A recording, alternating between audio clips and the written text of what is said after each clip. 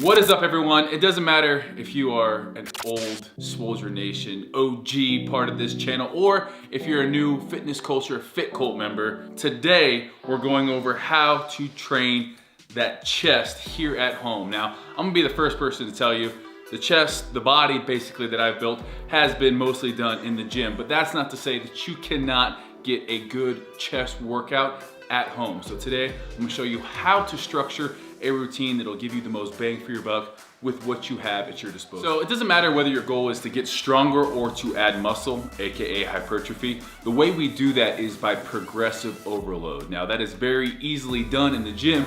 Here at home without weights, there's two ways we're gonna accomplish that. First, it's by creating angles so that we target the muscle in specific ways that we're able to overload that muscle. The second way is time under tension of any targeted muscles. That way we're really tearing down muscle fibers, leading to that hypertrophy. With the movements we're doing today, you guys need to know that we can't really prescribe you a set number of reps because we don't know what you're capable of here. But in the Fitness Culture app, the key thing is that we're gonna be progressing from week to week. So that's when you enter in all of the reps you do if you're in the gym or even at home, and then you build upon that. So with today, we're really gonna be shooting for right around that 10 to 12, but if you can do more, it's time then to make that exercise harder by either increasing that time under tension or adding maybe a backpack or elevating your feet. So with what we're doing today, again, we're really focusing on being able to progress in the future weeks to come. So you need to go to failure or close to failure depending upon what we're doing today. So today's workout, what we've done is we've programmed this routine designed to have the most difficult movement at the start. Now, what we're doing by making sure we do the most difficult movement first is we're almost pre-exhausting. So we're gonna start off with a plyo push-up. This is gonna really overload that chest. And then from there, we're gonna subsequently follow with easier movement. So it's almost like extending the set, but we're making sure that we're hitting the chest with a variety of movements, with a variety of angles. So we're training the upper chest, the lower chest, the inner chest. And you're gonna see that even though it's supposed to get easier, you'll still stick basically within that rep range to failure because we're only giving you a certain period of rest time that really is gonna keep you working throughout the entire giant set.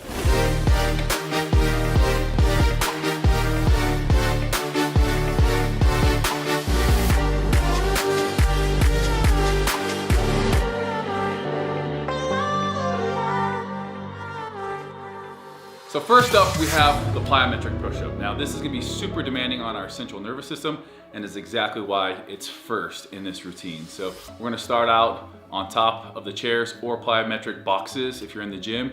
And pretty much what we're gonna be doing is dropping down to our chest. Now, because we're dropping down, we're gonna elicit a lot of motor units in that, high threshold motor units, to catch ourselves, not allowing our face to smack the ground, and then to explode back up onto the boxes. So, first movement, we've set up our chairs shoulder width apart. We're gonna set up, feet on the ground in a nice upright push-up position. From here, we're just gonna drop. Boom, catching ourselves and exploding back up onto the chairs.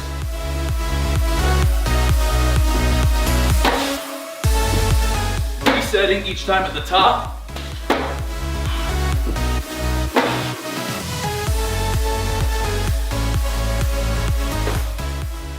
Full range of motion as well. Starting to fatigue. One more. You can see why we can't go to absolute failure on this. We'd be missing the chair falling on our face. Now, if you can't do the plyometric push-up on the chairs, clapping push-ups all the way down. With this, we're not generating as much force on the way down. Obviously, dropping from an elevated position, we're generating a lot more force, but this is a great one. If you can't do clapping push-ups, perform them on your knees. Whatever it is that you can do, stick with that. Make sure you're getting at least 10 reps. All right, guys, as soon as you're done with the plyo push-ups, get those chairs out of the way. Give yourself about 20 seconds rest maximum. Find a wall that you can put your feet against, and we'll be performing a pike push-up. Now, a pike push-up, because of our arm angle, think of the way when you're doing an incline bench press, you have your arm angle up above more towards your head. That's exactly what we're recreating by doing this pike push-up. So we're gonna be up in this pike position, booty's up in the air. This is probably one of the only times I'm gonna ever say, hey, put your booty in the air. You can also do these by putting your feet on the wall. It's getting this angle right here with our hands. From there, we're gonna press down. I actually like doing the pike variation a little bit more. You can crank out a little bit more reps. So, boom, booty's in the air, lean forward, push back. I'm not pushing up from here. You can see my head is behind my hands as I push forward. They're between my hands, my head's between my hands, and then I'm back to that starting position. This is gonna be a great developer for that upper chest. Squeeze all along. I don't want my elbows flaring out here. Going to failure here on this one. Hey.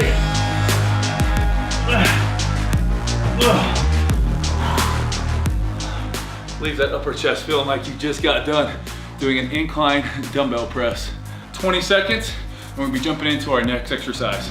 Next up, you're gonna wanna grab either paper plates, sliders, or even paper towels. And if you have hardwood floor, the paper towels work fine. If you have carpet, something like paper plates is gonna work great. This is basically our fly type movement. So in the gym, when we're doing a chest workout, we'll hit something like a bench press, an incline dumbbell press, cable flies, or maybe a pec deck. What that's gonna do is really focus in on that outer pec when our arms are out here, and then boom. One of the essential things that our chest does, it contracts by bringing our elbow in. So you can see, bring it across our body, bring our elbow. You can bring your hand across your body, and it's a lot of anterior delt. But the minute you go from here to here, it's a lot more pec involvement. So the way we train that at home is by setting up on our knees. Now this movement is not a beginner movement.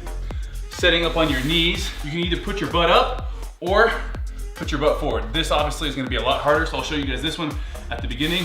We're gonna start out here, keeping our arms almost all the way straight. We don't wanna be completely locked out, but almost all the way straight.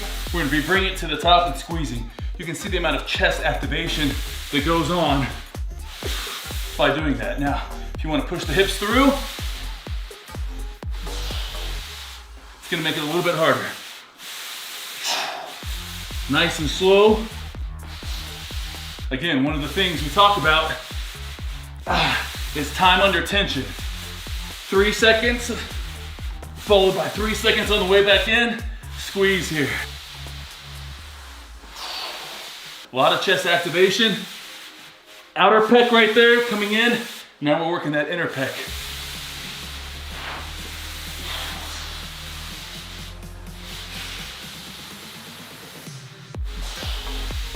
Also, mind muscle connection. If I start doing this, a lot of anterior delts taking over. So when I say mind muscle connection, it's getting in this position, slight bend in the arms all the way out, coming back up using just the chest. And that's it. Again, when people talk about mind muscle connection, it's great to have, but there's a purpose to it. That mind muscle connection allows us to stay using that pec. We feel it all of a sudden when our triceps take over, or if our anterior delt, like in this exercise, takes over. You need to make sure you keep that posture and that squeeze. Doing that will make sure mind muscle connection, you're using your chest, and that's what we're working here. 20 seconds rest, you're back in it.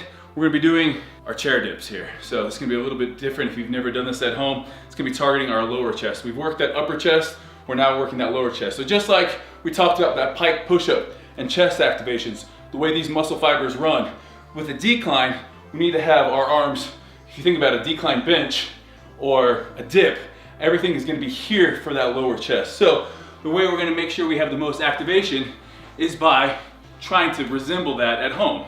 We're gonna set up on our chairs a little bit more narrow than we had them for the plyo push-ups. This is our end position. And we're gonna start off with our head between the chairs. As we push up, our feet are just dead weight. They're just added resistance that we slide on the carpet. But you're gonna feel it here, pressing up.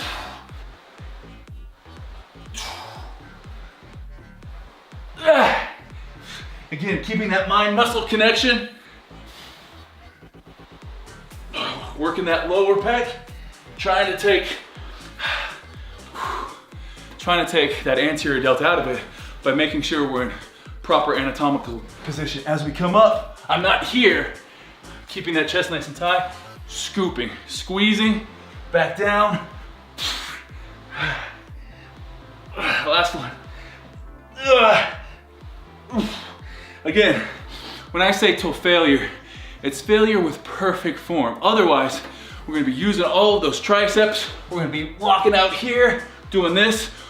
These types of movements, when we're really looking to target a more specific area, you gotta make sure that you're using the right angles, creating that tension, creating that angle to where we're utilizing our lower pec. This is a great chest workout. I've been in the gym doing traditional bodybuilding exercises and not had this great of a pump. All right guys, those are my 4 best chest exercises at home that you can do. Now, hopefully you guys have seen how we have put together our at-home chest workout. Really, we're not gonna necessarily do all these movements every single time we have a workout at home, depending upon what program you're in, but you can see how we come up with our training routines, really how we structure things. Now, if I'm under a time crunch, if I'm maybe doing a full body workout or in a hotel, if I wanna kind of get the best of all of these push-ups into one and just do one push-up, the one I'm gonna be doing is a Hindu push-up. Basically, we're gonna be in that pike position, coming down, working that upper pec, and then back into that dip movement, and then reversing it. So you can see this push-up right here gets both that upper pec in here to our lower pec. It's a good one for full range of motion as well, and it's gonna tire you out. That's extra credit, but what I want you guys to do is after 90 seconds of rest, after you do one of the giant sets, you're then back into it. So basically we have 4 different chest exercises. We have 3 rounds, 20 seconds in between each exercise, 90 seconds when you complete a full circuit. So this one, it's gonna get you pumped real quick, but also training to failure, we're gonna be getting more than just a nice pump out of it. We're gonna be breaking down those muscle fibers. So make sure, just like when you're training in the gym, your nutrition, even though you might be at home, training at home, your nutrition has to be on point. Because if you're not getting adequate nutrition, you're not gonna be able to grow muscle. So anytime that I'm looking to add muscle, I'm gonna be at a slight caloric surplus. Now, it's not to say that you can't add muscle and get leaner at the same time. That's in a whole nother video entirely, but it usually takes a lot more time. It's a slower process, and it all depends on someone's age, their experience levels.